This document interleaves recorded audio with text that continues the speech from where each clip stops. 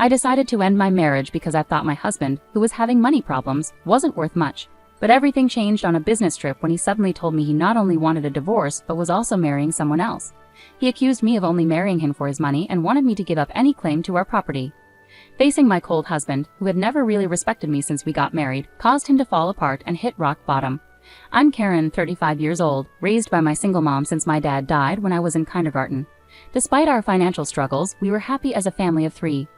Even as an adult with a good job, I kept my thrifty habits from childhood. I married John, a rich man I met through a friend, attracted by his kindness and the wealthy life he offered. But after we got married, we clashed over money and traditional gender roles. While John wanted a traditional family setup, I was focused on my career and being financially independent. Before we got married, John wanted me to stay at home and take care of the household, assuming I'd be happy with traditional roles. I told him I wanted to keep working until we had kids, pointing out the financial advantages. He eventually agreed, but managing both work and chores at home turned out to be really hard. Even though I worked full-time, most of my day was spent on household duties, leaving little time for us as a couple. Meanwhile, John took on the traditional husband role but didn't help out with any household tasks. While he saw how busy I was, he mostly just relaxed after work and enjoyed dinner. As time went on, juggling work and home life started to strain our relationship, making me wonder if this was what marriage was really supposed to be like. Despite all my efforts, I was afraid to speak up about my unhappiness because I worried John might insist I quit my job. Even though he didn't help with household chores, I hoped that having children would improve our relationship. Sadly, we had grown distant, and I started to doubt if we could even have a family together. Feeling anxious about this, I finally brought it up with John. "Hey, don't you think we should start thinking about having kids?" I asked. "Kids? You seem pretty energetic for someone who's exhausted from work and chores," he replied. "It's not about that. I really want to have children. We haven't been married that long, but I'm already over 30. Women have a limited time to have kids, and it's getting harder for me to get pregnant as I get older. It's almost too late. But we don't really need kids. If we have one, you'll expect me to help out, right? I'm busy with work, and I won't be able to help with raising a child." "It's odd to say you won't help with raising our child even before they're born, don't you think? I'm prepared to raise them on my own, but shouldn't you at least want to help? It's your child too. Raising kids is your responsibility. I work to support the family, so I won't be involved in raising them. You'll just complain that I don't help and make me out to be the bad guy. Maybe you've grown up thinking you have to have lots of kids because of being poor, but we're not poor. We don't need kids." End of discussion. With that, John abruptly ended the conversation and went to his room alone. In the living room, tears streamed down my face. Not only was my wish for children rejected, but my upbringing was also ridiculed. After that incident, our relationship quickly deteriorated. We hardly communicated, and the idea of having children seemed even further away as I continued to handle big projects at work while managing everything at home. I found myself growing more distant from John. One day, when I told him about an upcoming business trip, he surprisingly wished me well and hinted at a big surprise when I returned. Despite my feelings of giving up on him, his kindness and smile made me waver. But when I got home, my faint hope was shattered. The front door wouldn't open. John revealed the first surprise. He had changed the locks. The second surprise was even more shocking. He told me he had filed for divorce, claiming he had forged my signature with a friend as a witness. He handed me a document to sign, giving up my rights to our property. I protested his false accusations and insisted we both renounce our property rights publicly. John stubbornly refused and redrafted the document on his computer, sparking a tense argument. As I left the house, he insulted me for being poor and threatened to throw away my things. A few days later, John panicked and called me. "Why are you saying I didn't do anything? What's going on?" I asked. "I've been told to leave the apartment," he said. "You were still living there. That's not allowed. It's a new month. You're trespassing." "Trespassing? But it's my house." "Are you okay? Did you forget it was a company apartment I rented? I was the leaseholder, so naturally, you can't live there anymore." "That's ridiculous. How could you do this? I can't believe you didn't know.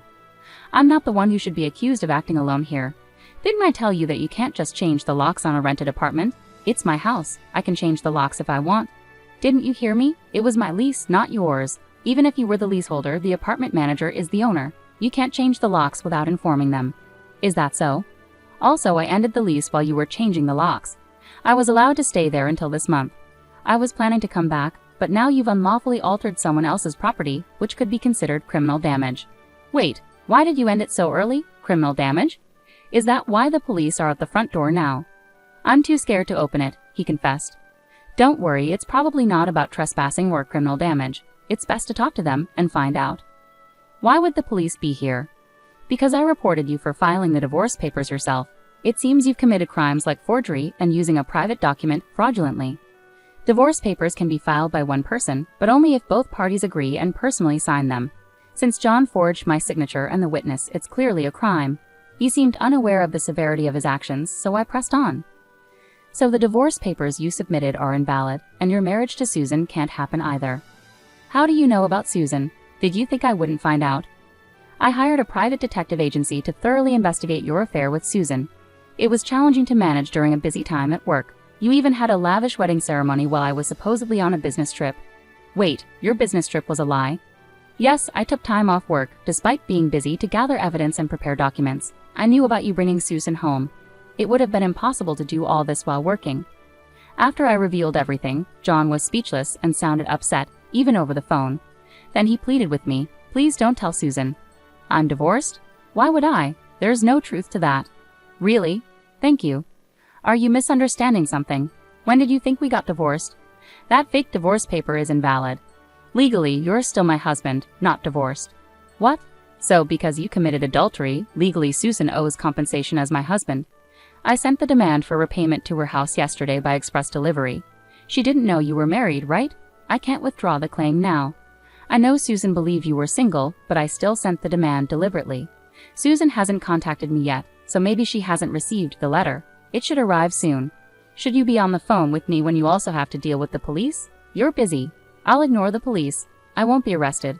I'm going to Susan's house now to get the letter back before she or her family can accept it. Then he hung up.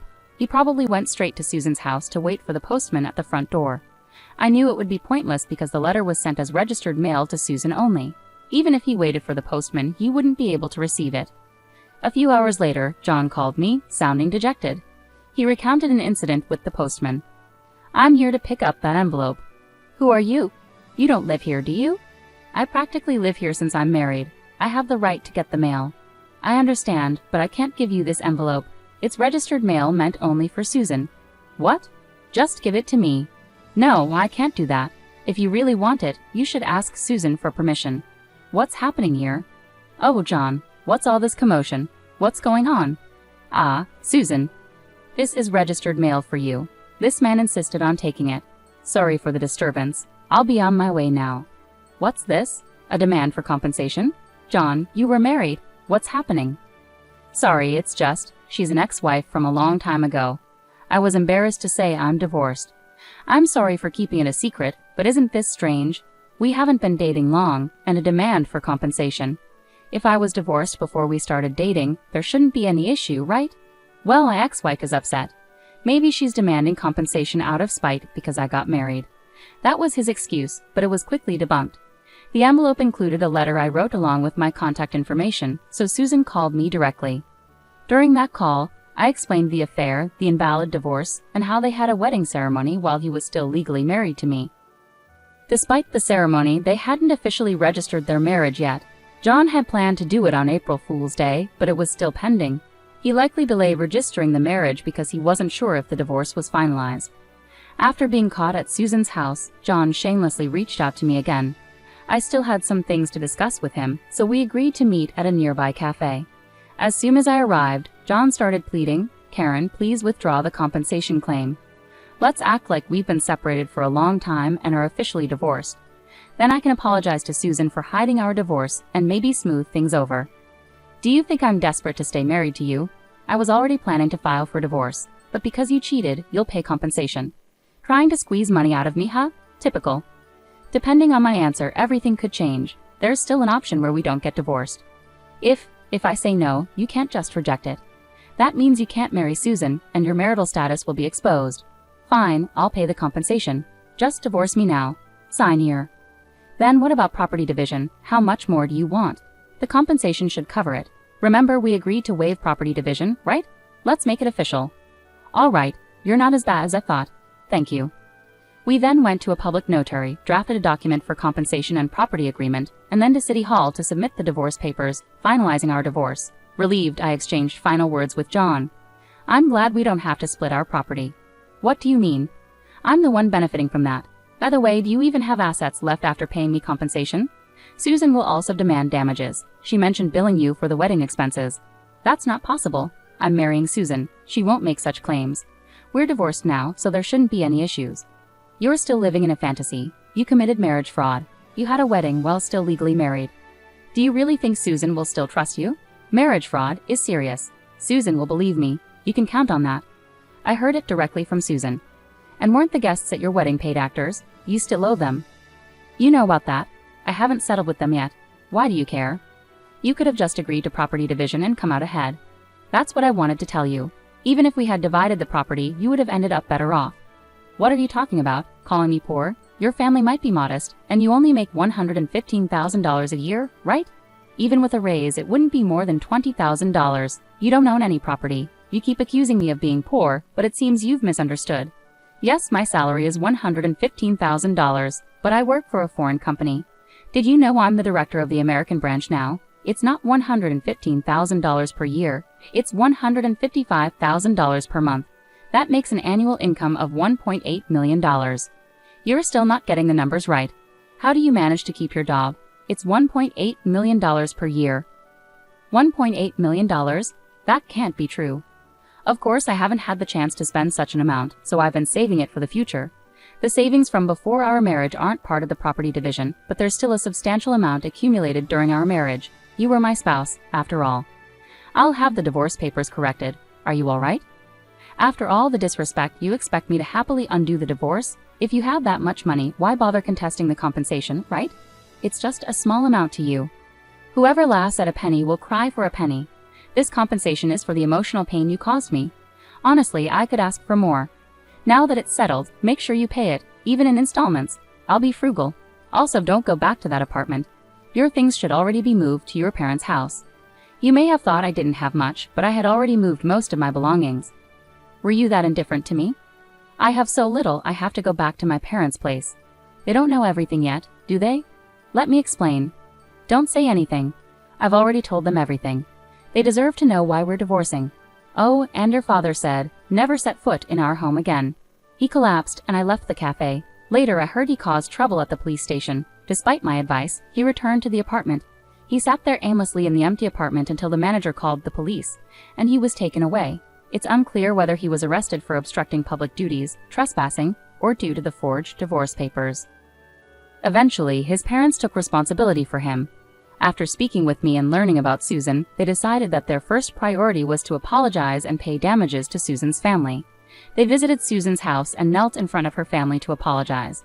They settled everything without pursuing charges for marriage fraud, even covering the costs of the wedding. I had expected them to pursue legal action, so it was disappointing that they didn't. So I decided to pursue legal action against him for forging the divorce papers. John offered a settlement, but I refused to withdraw the lawsuit. I didn't want him to think that his actions could be resolved simply with money. I wanted him to face the consequences and understand the seriousness of what he had done, even if it required time and effort on my part. I left everything in the hands of my lawyer to ease the burden on myself.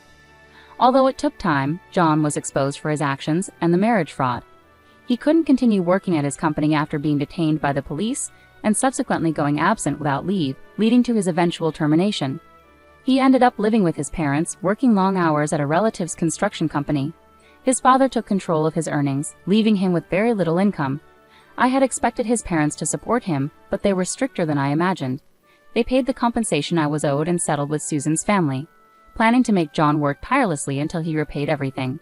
He lived in a makeshift accommodation without electricity, receiving only $5 per day for food, which was deducted from his earnings. Their intention was to pressure him until he paid off his debts, and then they planned to push him out, a harsh consequence after years of relative comfort. After the divorce was finalized, I was offered a position at our head office abroad, so I moved overseas. I had concerns that John might try to reach out for help or harbor resentment, but moving abroad eased those worries.